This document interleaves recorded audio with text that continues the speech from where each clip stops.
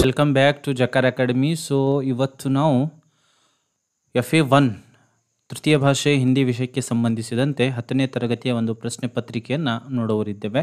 तो आज हम उपलब्धि परीक्षा 1 का प्रश्न पत्र देखेंगे. 10वीं कक्षा से संबंधित विषय है हमारा तृतीय भाषा हिंदी. तो सबसे पहले हमने यहाँ पर निर्धारित जो पाठ्यक्रम है ಯಾವೆಲ್ಲ ಪಾಠಗಳನ್ನು ಇದರಲ್ಲಿ ಸೇರಿಸಲಾಗಿದೆ ಎನ್ನುವುದರ ಬಗ್ಗೆ ತಿಳಿದುಕೊಳ್ಳೋಣ. तो सबसे पहले ಇಲಾಖೆಯ ಒಂದು ಆದೇಶದಂತೆ ನಾವು 25% ಸಿಲೆಬಸನ್ನು ಕವರ್ ಮಾಡಬೇಕಾಗಿರುತ್ತೆ. ಸೊ ಸರಿಸುಮಾರಾಗಿ 4ರಿಂದ 4.5 ಪಾಠಗಳು ನಮ್ಮದು ಕವರ್ ಆಗಬೇಕಾಗಿರುತ್ತೆ.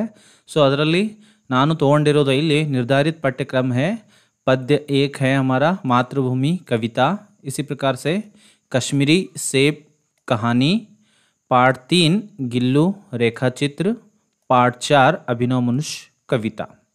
ಸೊ ಹೀಗೆ ನಾವು 4 ಪಾಠಗಳನ್ನು ಈ ಒಂದು FA1 ಲಿಖಿತ ಪರೀಕ್ಷೆಗೆ 20 अंकದ ಲಿಖಿತ ಪರೀಕ್ಷೆಗೆ 4 ಪಾಠಗಳನ್ನು ಆಯ್ದುಕೊಂಡಿದ್ದೀವಿ. तो चलिए बिना देर किए हम प्रश्नों को देखते हैं. यहाँ पर हमारी पाठशाला का नाम है सरकारी प्रौढ़शाला गौरबी, तालुका अफजलपुर, जिला कलबुर्गी. प्रथम उपलब्धि परीक्षा कक्षा 10वीं, विषय हिंदी, अंक हैं 20. तो सबसे पहले प्रश्न 1 के अंदर मैंने 2 प्रश्नों को लिया है. सही विकल्प चुनकर लिखिए. 2 प्रश्न हैं, दोनों के लिए 1-1 अंक हैं, तो 2 अंक हो जाएंगे. ಸರಿಯಾಗಿರುವಂತಹ ಒಂದು ಆಪ್ಷನನ್ನು 5 ನಾವು ಇಲ್ಲಿ ಬರೀಬೇಕಾಗತ್ತೆ. 2 ಹಂತದ 2 ಪ್ರಶ್ನೆಗಳಿದೆ, ಪ್ರತಿಯೊಂದಕ್ಕೆ 1 ಅಂಕ. ಸೊ ಇಲ್ಲಿ 2 ಅಂಕ ಬರ್ತವೆ. प्रश्न 1 लेखक शब्द का अन्य लिंग रूप है. लेखक शब्दದ अन्य लिंग रूप ಏನು ಅನ್ನೋದನ್ನು ಬರೀಬೇಕು. आपके ऑप्शंस है अ लेखकी, आ लेखिका, ई लेखको, ई लेख ಎನ್ನುವಂಥದ್ದು 4 ಆಪ್ಷನ್ ಇದೆ. ಇದರಲ್ಲಿ ಸರಿಯಾಗಿರುವಂಥ ಉತ್ತರ ಮಕ್ಕಳೇ ನೀವು ಬರೀಬೇಕಾಗತ್ತೆ. तो दूसरा प्रश्न है खरीदना शब्द का विलोम रूप है. खरीदना शब्द का विलोम रूप है. आपके ऑप्शन है अ बेचना, आ लेना, ई देना, ई खरीदना. तो मुख्य प्रश्न 2 है. मुख्य प्रश्न 2 अनुरूपता, जिसके 2 प्रश्न हैं. 2 प्रश्न हैं, एक के लिए 1-1 अंक है. तो 2 ಅಂಕಗಳು ಇಲ್ಲಿ ಬರ್ತವೆ. ಅಂದರೆ ಅನುರೂಪತ ಅಂದರೆ ಏನು ಅಂದರೆ ಮೊದಲ 2 ಪದಕ್ಕೆ ಸಂಬಂಧಿಸಿದಂತೆ ಅಲ್ಲಿ ಸಂಬಂಧವನ್ನು ನೋಡಿಕೊಳ್ಳಬೇಕು. ಅದೇ ಥರನಾಗಿ 3ನೇ ಪದಕ್ಕೆ ಸಂಬಂಧಿಸಿದಂತೆ 4ನೇ ಪದವನ್ನು ನಾವು ಬರಿಬೇಕಾಗತ್ತೆ. तो प्रश्न 4 है गुलाब पौधा सोन जूही ಡ್ಯಾಶ್ ಡ್ಯಾಶ್ ಡ್ಯಾಶ್. ಸೊ ಈ ಒಂದು ಸೋನ್ ಜೂಹಿ ಪದಕ್ಕೆ ಸಂಬಂಧಿಸಿದಂತೆ 4ನೇ ಪದವನ್ನು ನೀವು ಇಲ್ಲಿ ಬರಿಬೇಕಾಗತ್ತೆ. प्रश्न 5 पवन वायु सिंधु ಡ್ಯಾಶ್ ಡ್ಯಾಶ್ ಡ್ಯಾಶ್ ಎನ್ನುವುದು. इसी प्रकार से मुख्य प्रश्न है 3. मुख्य प्रश्न 3 निम्नलिखित प्रश्नों के उत्तर एक वाक्य में लिखिए. ಕೆಳಗೆ ಕೊಟ್ಟಿರುವಂಥ ಪ್ರಶ್ನೆಗಳಿಗೆ ಒಂದೊಂದು ವಾಕ್ಯದಲ್ಲಿ ಉತ್ತರವನ್ನು ಬರೀಬೇಕಾಗತ್ತೆ. वैसे 2 प्रश्न है, प्रत्येक के लिए 2 अंक हैं, तो कुल मिलाकर 2 अंक हैं. 2 ಪ್ರಶ್ನೆಗಳನ್ನು ಅಂಥದ್ದು 2 ಪ್ರಶ್ನೆಗಳಿದೆ, ಪ್ರತಿಯೊಂದಕ್ಕೆ ಒಂದೊಂದು ಅಂಕ. प्रश्न 6 है आज की दुनिया कैसी है.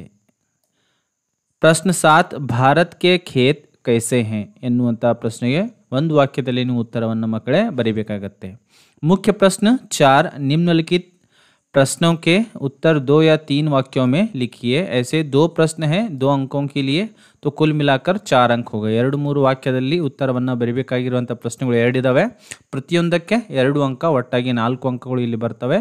प्रश्न 9 भारत माँ के प्रकृति सौंदर्य का वर्णन कीजिए ಎನ್ನುವಂಥದ್ದು 9ನೇ ಪ್ರಶ್ನೆಯಾಗಿದೆ.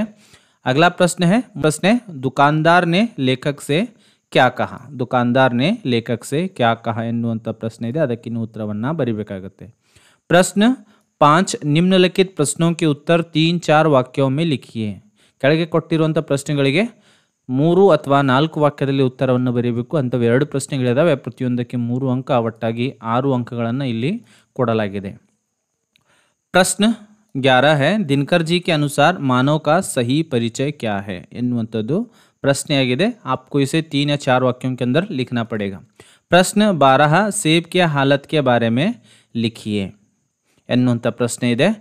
अगला प्रश्न है मुख्य प्रश्न है 6 निम्नलिखित प्रश्नों के उत्तर 5-6 वाक्यों में लिखिए. ಕೆಳಗೆ ಕೊಟ್ಟಿರುವಂಥ ಪ್ರಶ್ನೆಗಳಿಗೆ 5ರಿಂದ 6 ವಾಕ್ಯಗಳಲ್ಲಿ ಉತ್ತರಿಸಿ ಅಂತ ಹೇಳಿ ಒಂದು ಪ್ರಶ್ನೆ ಇದೆ ಅಂಥದ್ದು. ಆ ಒಂದು ಪ್ರಶ್ನೆಗೆ 4 ಅಂಕ ಪ್ರಶ್ನೆ है. ಆ ಪ್ರಶ್ನೆಯಾಗಿದೆ ಪ್ರಶ್ನೆ 13 गिल्लू के प्रति महादेव वर्मा जी का ममता का वर्णन कीजिए ಎನ್ನುವಂಥದ್ದು. ಸೊ ಮಕ್ಕಳೇ, ಈ ಒಂದು 4 ಪಾಠದ ಮೇಲೆ ಈ ಒಂದು ಪ್ರಶ್ನೆ ಪತ್ರಿಕೆಯನ್ನು ಕೊಡಲಾಗಿದೆ. ಸೊ ಇಲ್ಲಿ ನಾನು ಹೆಚ್ಚಿಗೆ ಬರೆಯೋದನ್ನು ಬರವಣಿಗೆ ರೂಪದಲ್ಲಿ ಕೊಟ್ಟಿದ್ದೀನಿ. ಯಾಕಂದರೆ ಪರೀಕ್ಷಾ ಸಮಯದಲ್ಲಿ ಹೆಚ್ಚಿಗೆ ಬರವಣಿಗೆ ಕಡೆಗೆ ನಮಗೆ ಹೆಚ್ಚಿಗೆ ಗಮನ ಕೊಡಬೇಕಾಗಿರೋದ್ರಿಂದ ಹೆಚ್ಚಿಗೆ ಪ್ರಶ್ನೆಗಳನ್ನು ನಾನು ಕವರ್ ಮಾಡಿದ್ದೀನಿ. ಸೊ ಇಲ್ಲಿ ಮುಖ್ಯವಾಗಿ ಮೊದಲಿನ 2 ಪ್ರಶ್ನೆಗಳು ವ್ಯಾಕರಣಕ್ಕೆ ಸಂಬಂಧಿಸಿದಂತಿವೆ. ಸೊ ಮಿಕ್ಕಿದೆಲ್ಲವೂ ಕೂಡ ಈ ಒಂದು ನಮ್ಮ 2 ಕವಿತೆ ಹಾಗೂ 2 ಗದ್ಯ ಪಾಠದಿಂದ ಬಂದಿದ್ದಾವೆ. ಸೊ ಇಂಥ ಒಂದು ಪ್ರಶ್ನೆ ಪತ್ರಿಕೆ ನಿಮ್ಮ ಶಾಲೆಯನ್ನು ಕೂಡ ನೀವು ಈಸಿಯಾಗಿ ತಯಾರಿಸ್ಬೋದು. ಈ ಫಾರ್ಮ್ಯಾಟನ್ನು ಬಳಸ್ಬೋದು. ಇದಕ್ಕೆ ಇದೇ ಫಾರ್ಮ್ಯಾಟ್ ಬಳಸಬೇಕು ಅಥವಾ ಇದೇ ಥರನಾಗಿರ್ತಕ್ಕಂಥ ಪ್ರಶ್ನೆಗಳನ್ನು ತೆಗಿಬೇಕಂತ ಏನಿಲ್ಲ. ಆದರೆ ನಾನು ಈ ಒಂದು ಪ್ರಯತ್ನವನ್ನು ಪಟ್ಟಿದ್ದೀನಿ. ನೀವು ಕೂಡ ಅದರಲ್ಲಿ ಅನುವಾದವನ್ನು ಸೇರಿಸಬಹುದು. ಅಥವಾ ನೀವು ಕೋಶಿಶ್ ಕರ್ನೆ ವಾಲೋಂ ಕಿ ಹಾರ್ ನಹೀ ಹೋತಿ ಎನ್ನುವಂಥ ಪದ್ಯವನ್ನು ಕಲಿಸಿದರೆ ಅದಕ್ಕೂ ಕೂಡ 4 ಅಂಕದಲ್ಲಿ ಇಲ್ಲಿ ಒಂದು ಪ್ರಶ್ನೆಯನ್ನು ನೀವು ಅದನ್ನು ಕೊಡಬಹುದು. ಮಕ್ಕಳಿಗೆ ಆ ಒಂದು ಪ್ರಶ್ನೆಯನ್ನು ನೀವು ಕೇಳಬಹುದು. ಸೊ ನನಗೆ ಈ ಒಂದು ಫಾರ್ಮ್ಯಾಟ್ ಉಚಿತವೆನಿಸ್ತು. ಅದಕ್ಕಾಗಿ ಈ ಒಂದು ಫಾರ್ಮ್ಯಾಟನ್ನು ಆಯ್ದುಕೊಂಡಿದ್ದೆ. ಮತ್ತೆ ಭೇಟಿಯಾಗೋಣ ಮುಂದಿನ ವಿಡಿಯೋದಲ್ಲಿ. ಹಾಗೆ ಜಕಾರ್ ಅಕಾಡೆಮಿಯನ್ನು ಲೈಕ್, ಶೇರ್ ಮತ್ತು ಸಬ್ಸ್ಕ್ರೈಬ್ ಮಾಡ್ತಾ ಇರಿ. ಧನ್ಯವಾದಗಳು.